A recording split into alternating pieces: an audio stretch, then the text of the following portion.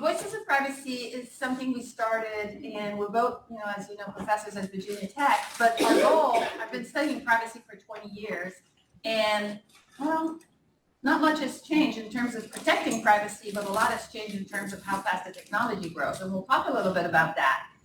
And so we both had a dream to really, can we make a difference? Can we help people not give up on privacy? I know you've heard the sentence, privacy is dead. I do not agree. We're going to do something about it. And that's why we're here today.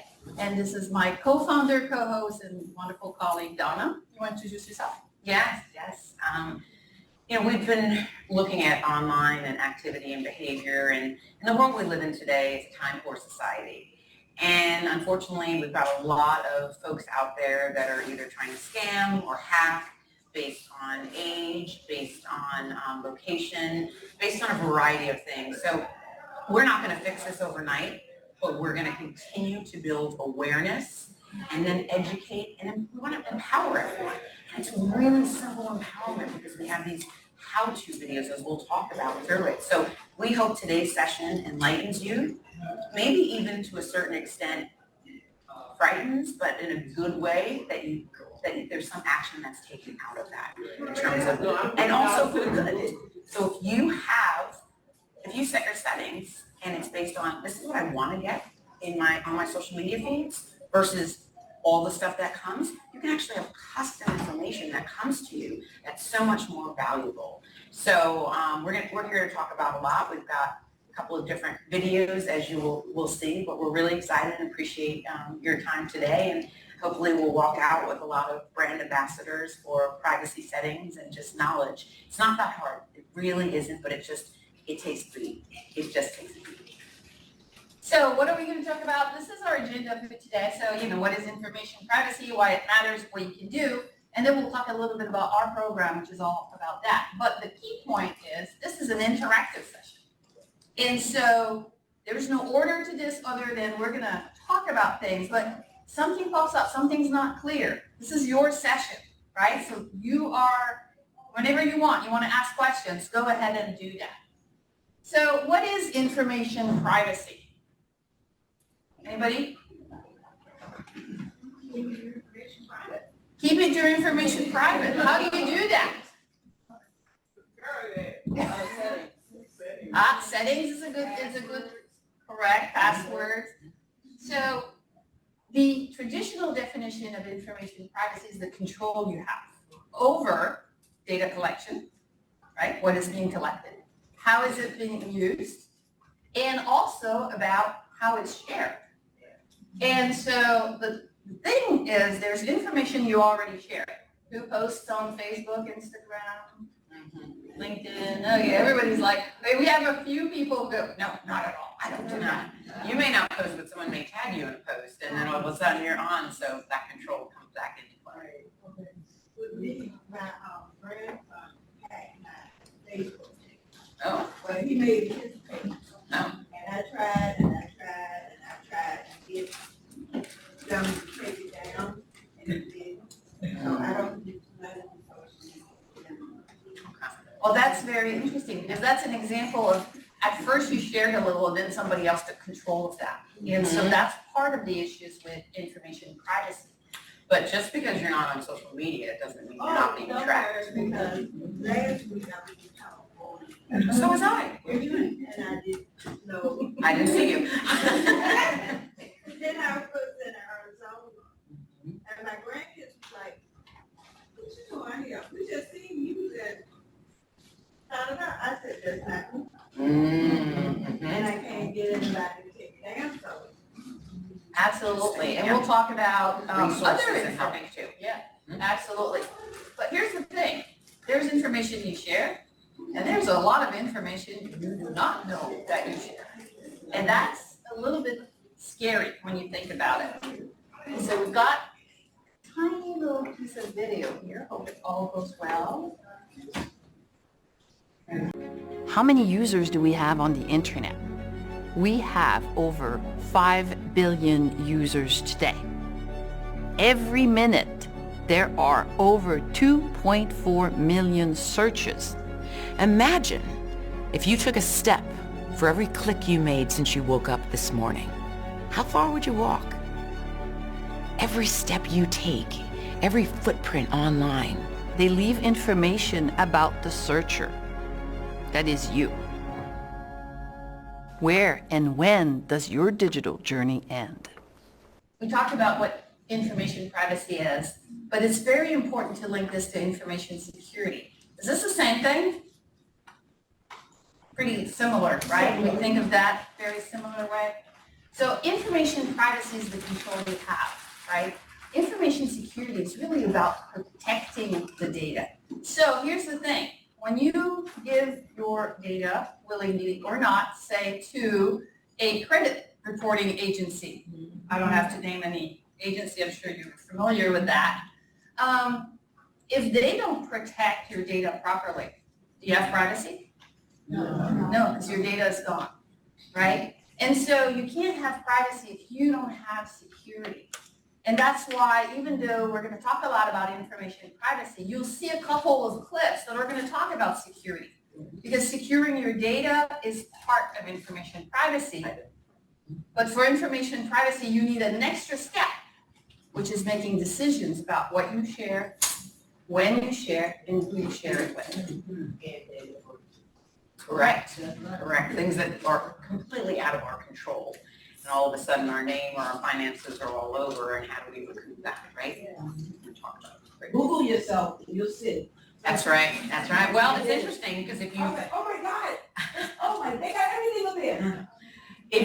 that's a really great finding, but it's also interesting too, if you have a name like Mary Smith or John Jones, and then you Google and you're like, I was not, oh my goodness, how do you uniquely identify yourself online as well? So absolutely. My dad's name and my name are similar.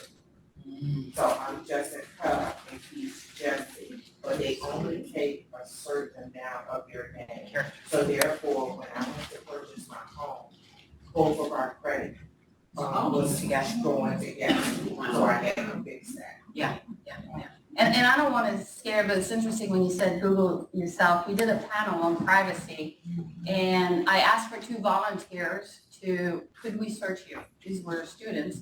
And one of them I knew, the other one I didn't know a thing about.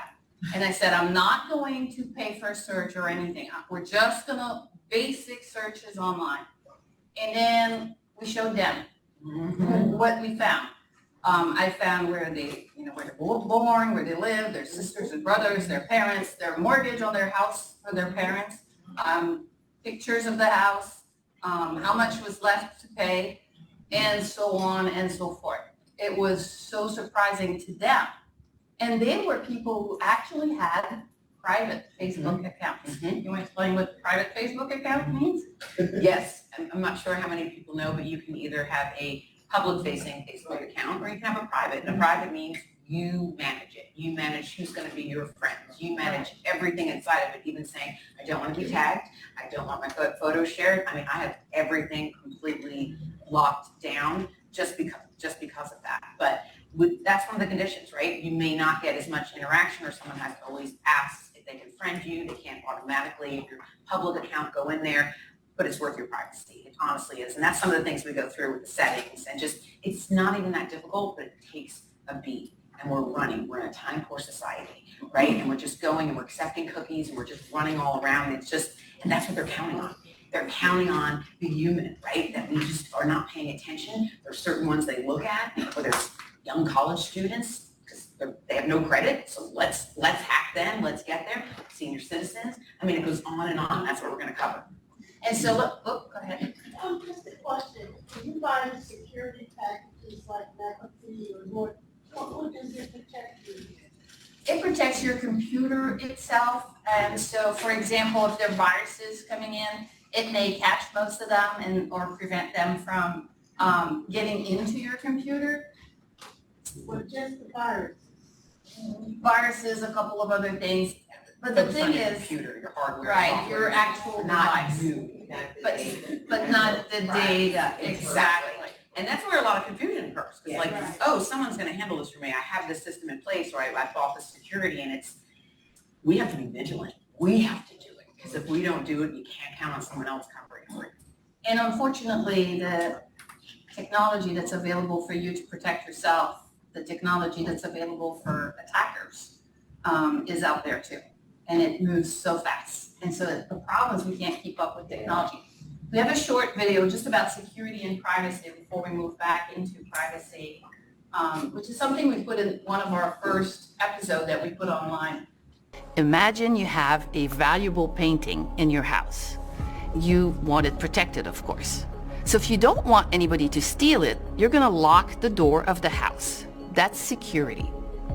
But now let's say you have some people visiting and they're very interested in your painting, and you tell them stories about the painting and you ask that they don't share this information with others. And the minute they leave your house, they tell everybody. That's a privacy breach. Let's take another scenario. You have a contractor in the kitchen, and the contractor is supposed to stay in the kitchen, but you walk away to do something else, and the contractor goes into the living room, finds the painting interesting, snaps a picture. You don't know this.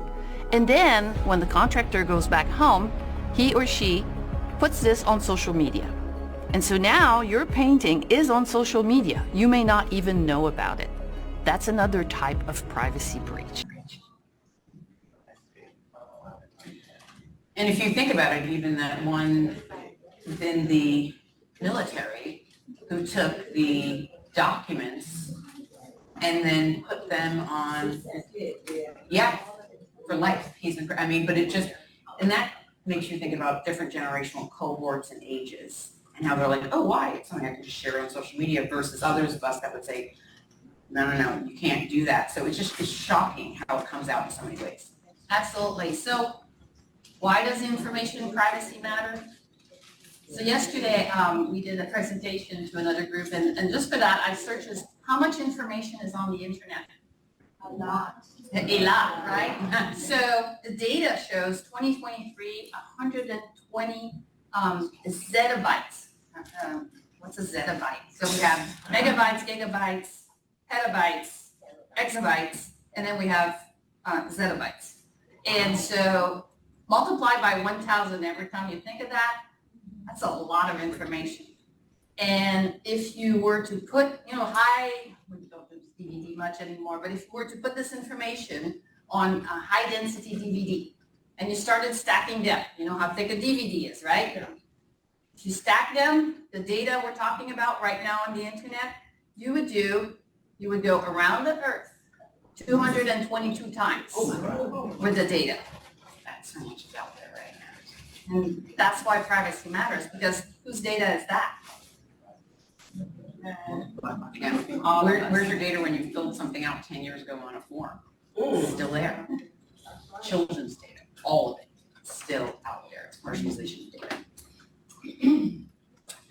So, welcome. Excellent. Can I have the click? Yes, ma'am, sorry. No, you're click from here. So, rapid technology advances, right? I mean, it's so fast. Are we even sure what's happening all the time? All these new apps, all these new platforms, things are coming in and out so fast. This one's being hacked. This is a data breach. It's too much for us to consume. So that is some of the reasons why we brought this here today. Uncharted waters. Many people didn't even think about settings, about empowering themselves to protect themselves, because we all go into it from a conscious human standpoint to think, I have a McAfee, I have this, I have that, I'm at work, of course I'm never going to get hacked, right? And more we hear about that.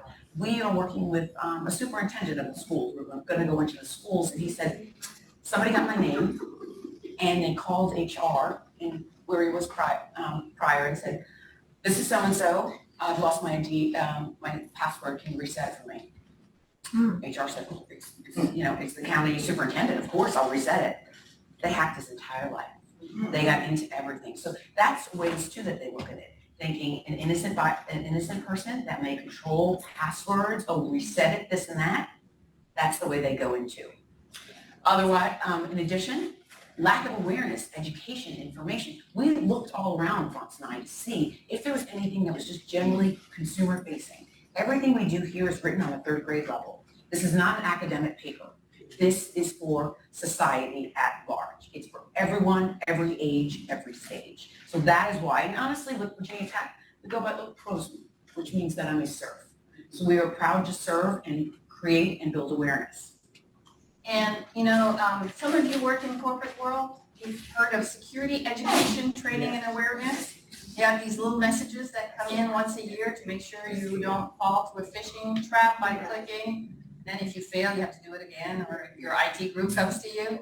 There is nothing about privacy education, training, and awareness. And that is needed today for all the reasons we've been talking about. 67% of the people on the planet are now online, right? Right now, how many different people do you think are online? Right now, your settings, you're sitting there right now, are you being tracked right now, right? Are they knowing every chip you put in your mouth, right? Thinking about it, most are not concerned about the amount of information. We actually had our booth earlier, and someone said, oh, it's just too much, I can't manage it. And so they give up with that concept of, oh, it's privacy, you know, privacy is dead. It's not, I can't do anything about it. If you really pause and think about it, and think about yourself, think about your loved ones, and think about how much disastrous things occur. So it's not about really frightening you and scaring you, but it's creating awareness for you to say, I want to be educated about this because I want to empower myself and then be an advocate and empower other people. This is all of our roles in this society. And looking through it, I mean, we both have stories about getting hacked, whether it's a simple phishing text. Franz and I were together, and as nice people, I received a text and it said, I left my dress at your house, can I come over soon? By nice, I would have texted back and said, you have the wrong number. Franz said, hold it, it's phishing. We talked to one of our heads within Virginia Tech, and she said, all of a sudden I got this question and I responded, and then they were like, where do you live? And she said, it kept going and going and going until it had you online. Or sometimes there's ad blockers that pop up. Apple Care. That was a scam for years that people, okay, and then they're geo-targeting you as you're driving to a 7-Eleven to get funds on different, you know, credit cards, whatever. It happens over and over again. We just have to be vigilant and really aware and present in the situations. So how digital tracking works, right? As soon as you're online, anywhere online, pretty much, if you think about it, and I always say this to my students, I teach 600, and so I said, for every click you took this morning, how far would you walk? But think about it this way, when you're walking and your phone's on you, a constant tracker, all these others, if you knew online, if it happened in present, what happens online, that you had people all of a sudden next to you, and more people, this is just, why are all these people around me? That's actually what's happening online. And it's fascinating. And but it can be controlled. But your online digital profile is critical. We've been talking about that a lot. It knows what you like, what you don't like, what platforms you're on, what products you like. If you have a dog, if you like vacation, it's everything. If you've ever seen on Facebook those 3 little dots, right? You see an ad there. If you click on those 3 little dots, it says, why am I seeing this ad? Then it goes into your ad preferences. You click in there and say, I don't want them knowing this. I don't want them knowing this. I don't want them knowing this. But then you can say, actually, I like this. I may have a trip to Italy. I may want to do this, right? So you can customize your information so your digital footprint really starts to build in terms of your customization versus others. Personal privacy, we've all heard it. We've all heard the scams, identity thefts happen all of the time, right? So it's not just data breaches, it's in any way, shape, or form. So when we say identity theft, what does that make you think of? Take your money and your whole life. They take your money, okay? It's your whole life. They take your whole life, Yeah. absolutely. Yeah, thank you, right. Credit, yeah, they may open a loan in your name, bank accounts. Commit a crime in your name. They commit a crime in your name, absolutely. So talking about crime in your name, you know, we think of our own personal identity as maybe there's going to be some identity theft, I'm really worried. But the other aspect of it is the impact on others. Because one of the things that's happening is they take your identity not to steal your credit card account, but to pretend to be you and start calling your elderly parents or somebody you haven't seen for a while but is part of your profile and pretend to be you, and they know enough about you that they can really pretend to be you. And now, I have to say, with artificial intelligence, they can actually record your voice for a little while, and then they can record a whole message to pretend to be you. So imagine you're getting from a really loved one, you're getting a message that says, I'm in jail, they made an error, I need you to send some money to bail me out, I need to go fight this or whatever. And you're like, it sounds like the person, they have information about the person, they pretend to be you. So identity theft is becoming a big implication, not just for you. Everything you're saying is so true, but one of the things we need to understand that the identity theft thieves, they're not interested in your money, they're interested in becoming you. Exactly. On Social Security Precisely. name. And living through your life and connecting with everyone and destroying their lives as well. That's what they care about. It is Absolutely. absolutely a crime. It is absolutely, when you think about years ago, and a lot of times senior citizens are targeted where it's, grandma, help me. And then they have someone, this was before AI, and someone in the background, help, it's me. And then all of a sudden the grandparent says, is this you, Mary? Yes, it's Mary. And then you don't even know, but you're feeding that kind of information. Even recently, we had a store in our downtown location. They had two, one in Blacksburg, one in Roanoke. The store owner got pinged from her phone. They pinged it and then sent a text to the store in Blacksburg. There's all high schoolers running this store and said, your boss is with the police sergeant. We need you to clear the cash register and go to CVS and Walgreens and get all of these prepaid cards. They did it. They lost $5,000. This was 2 weeks ago. So even your phone getting pinged. So it's, but not, once again, we don't want to frighten you. We want to create awareness and empower you, right? So let's talk about that. What do we do? You can't stop living, right? And you live in the digital world. So we can't just completely disappear. Donna and I are the yin and yang because she's been on social media for like ever.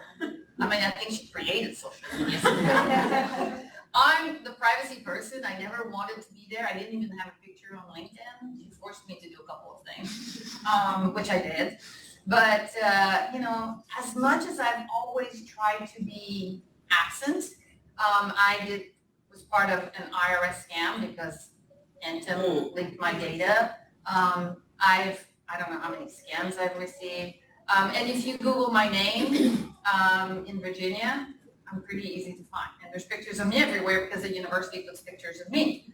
And so, as much as I want to protect myself, I'm out there. So the question is not that we should stop doing everything, it's just we have to be careful. Share cautiously. And I know this audience probably is aware of this, but there are lots of younger people and some older people who say, I'm going on vacation, I'm so excited, and they post about it for 2 weeks before the trip, for 2 weeks during the trip, and then they come back and their house is But it happens, right? People are laughing because it happens. Right, I'm going away. And here's my dog's name that I use for all my password resets, and here's my, so might as well just give everything out. So you share cautiously.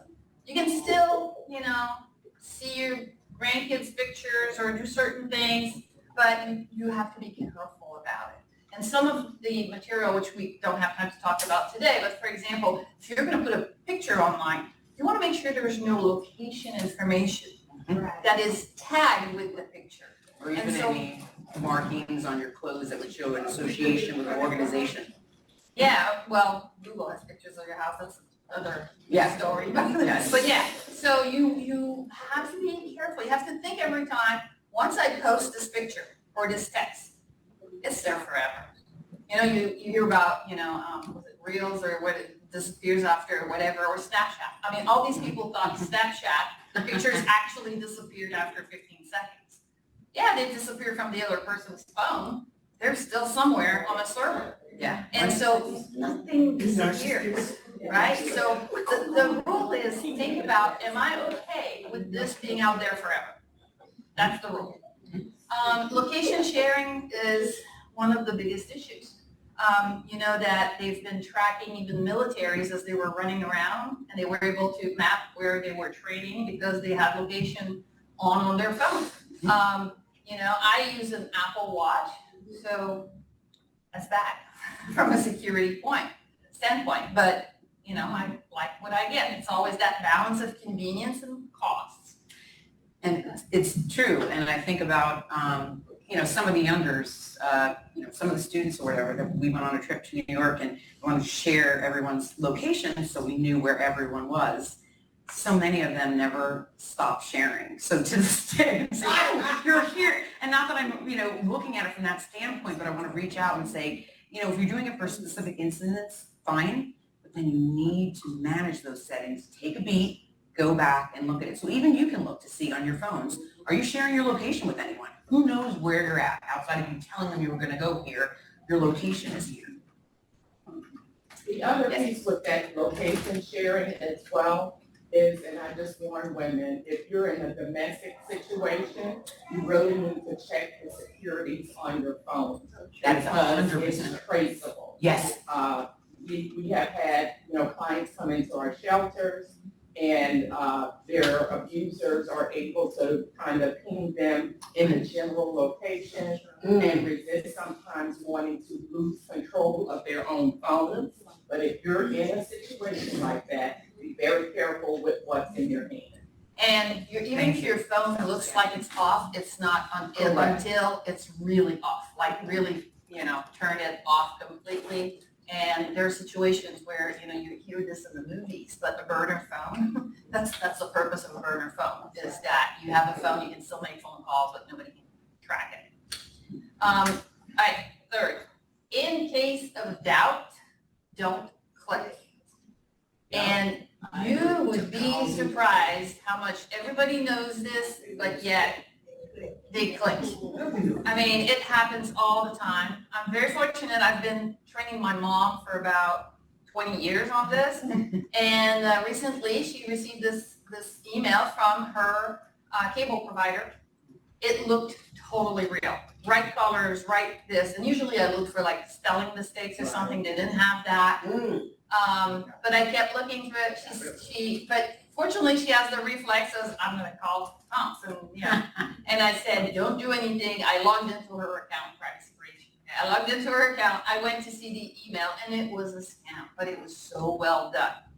And so the question is, do you really expect something from this person? And even if you do, start with a doubt. And you wanted to add something. I wanted to ask you, when you looked at it and you recognized the colors were right and the spelling was right, how did you recognize it was not the company? So What there, specifically was it?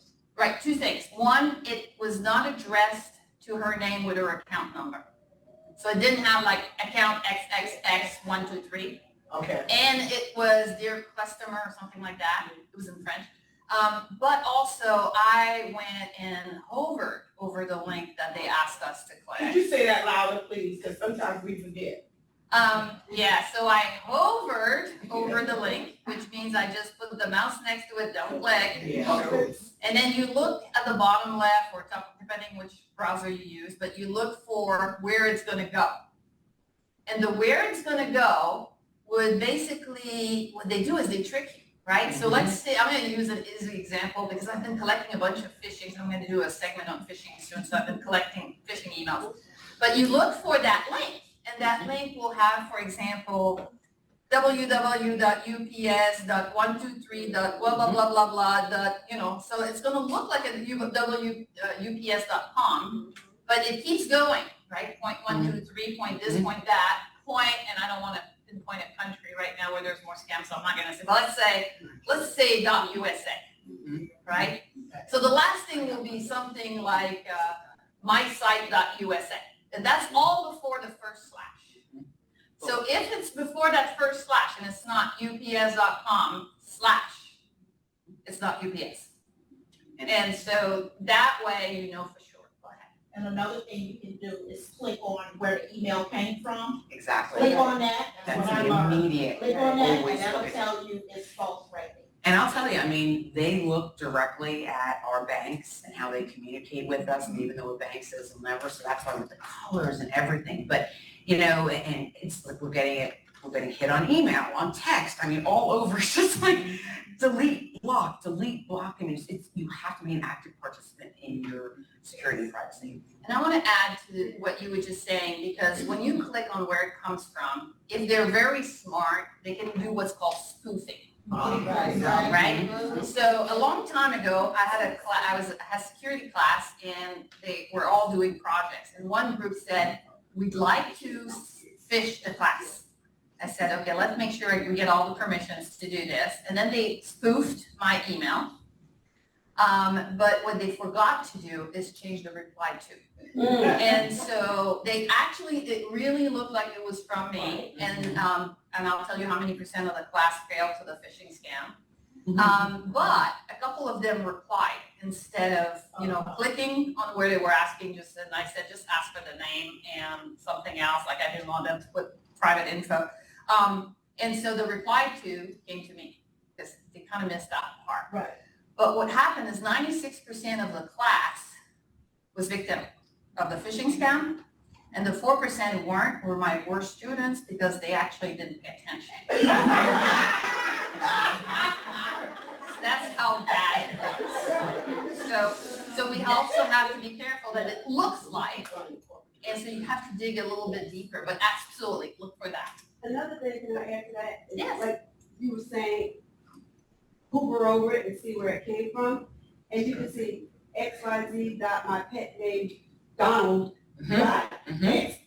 What is all this? There are clues in that. Yeah, there's clues and Yeah. And of course, spelling mistakes are Right, like, or you get an email from a friend that you know, when somebody had their contact list, and send you an email, and I'm looking and say, how my pet name became John. And I called my girlfriend and said, did you send me an email from how my pet name became John? Yeah, Said, that's no, and I said, you need to change your password. right. absolutely. And these are all good tips. So that's some of what we cover, right, in our program. Read privacy policies. I'm going to go really quick. Who actually goes next, accept? Scroll all the way down. Sorry. Right. They make it long on purpose. I mean, time for society. But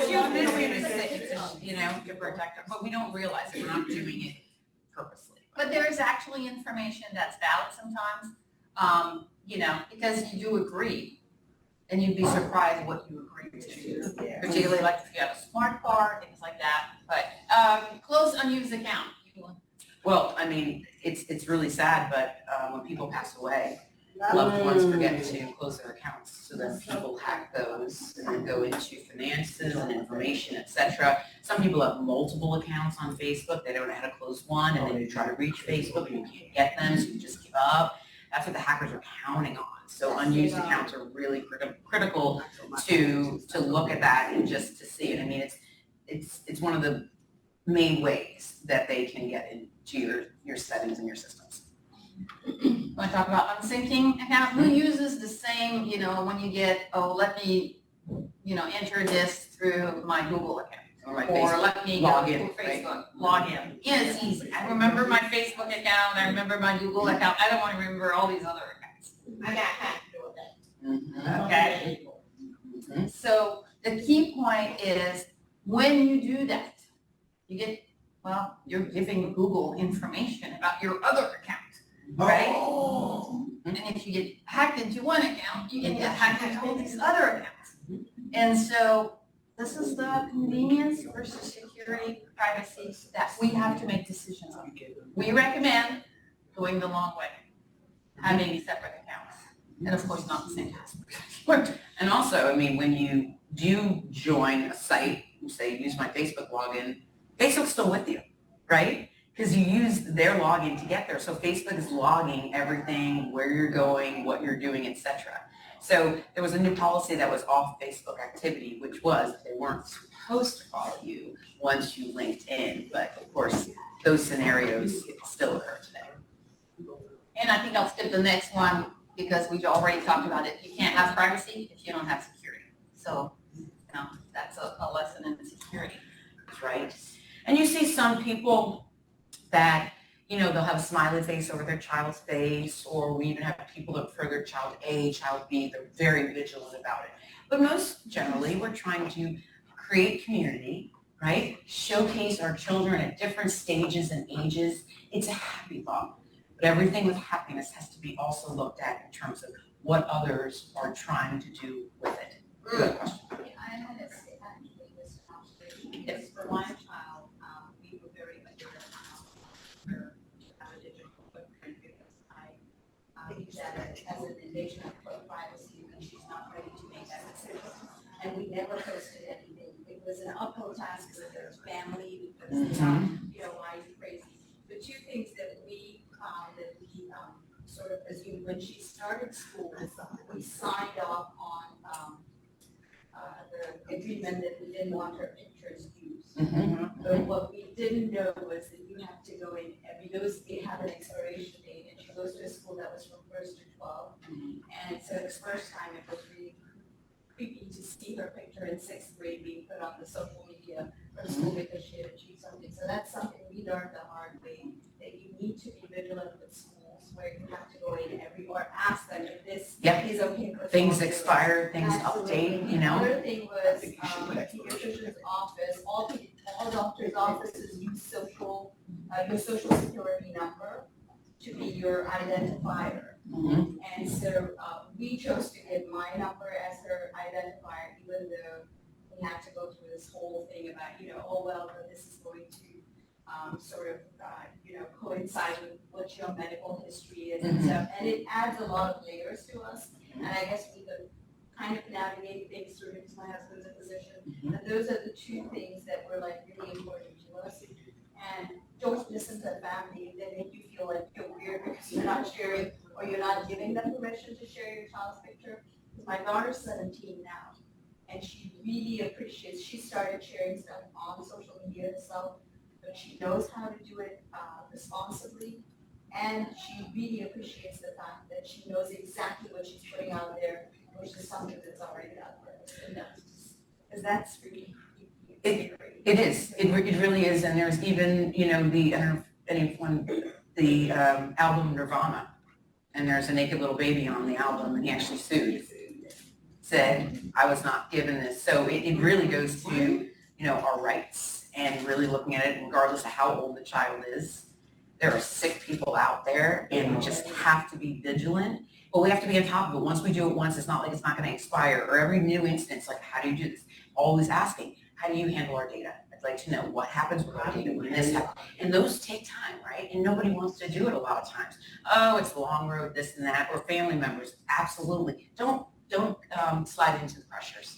It's stand your strong way. I love it. The fact that she's 17, now she's deciding, what do I want to share? What do I not want to share? But there's not a whole history of her online. And I look at it when I was growing up, Franz was growing up, we didn't have social media, right? So we all look at college and wherever it was. But these are not even digital natives. They were born into it before. And looking at it and just thinking about all the data points, and then also the parents that make money on their kids with TikTok, right? Just the monetization of it continues. So we have one question. Yes. Okay, so how do you educate someone like my daughter? She's an influencer, so she actually gets paid, brand deals and pictures of her family. How would you talk to someone who's an influencer that actually gets paid to do this? Yeah, that's a good question. Well, depending on if she's with, she has an agent or she's with an agency that specifically books her, or I will tell you one of the things, we're going to go to the schools in a couple of weeks too.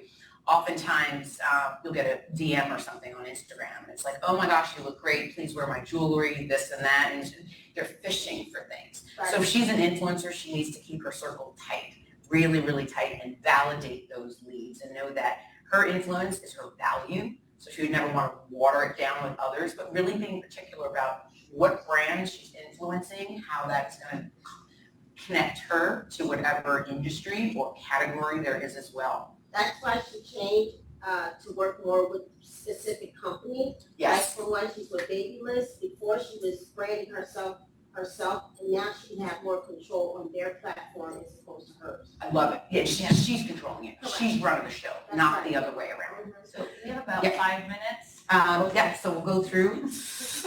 We've been having good conversations. So let's do this. Let's just really go through these and then go back, because I would like to keep the questions. Yeah, and yeah, yeah, Answer the yeah. questions, and then we'll just like flip through. So obviously monitor screen time, not just monitoring it, but what are they doing? Are they on a gaming site? Even if they're on a Disney site. Disney sites, they track so many children's sites, right? Anonymize your child, right? So whether it is child A, child B, happy face, wherever it is, we're just removing them, that they have no presence online whatsoever. You know that Mark Zuckerberg never shows pictures of his kids. He's Facebook, Right. right? It's Ain't always that that something? smiley face. That is something. Well, if you think about why he's doing that and he's Facebook, Right. what should we be doing? Ground rules, right? Just talk to your kids. Ground rules about what they can and cannot, and because the education is not coming in the schools. That's what we're trying to change. They talk all day about the birds and the bees, but they don't talk about privacy and scandal and scams and all the rest. So that's what we're pushing for too. More education there, more education in senior citizens' homes and all areas like that. Be a role model. So that's the other thing too. How many times do you see a parent and, you know, they're on their phone and the kids are on this? There's no communication.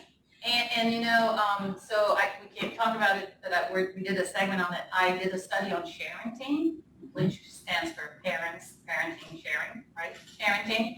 And it's parents posting from baby all the way to later, their kids. And we asked, you know, why do you do this? And the top reasons were to document for the family, right, the pictures. They all thought that because they used something that disappears, it actually disappeared, which is not the case. And the second reason, or actually was the first reason, was they wanted to be an influencer. And if you think about that, that's pretty scary. Let's use my kids so I can be an influencer. And so, yeah, be a role model. If you want to be an influencer, I'm sure you can find a way to be, but not use the kids to do that. And constantly educate yourself. So you all have a gold star today. You're all A students for coming in. All right.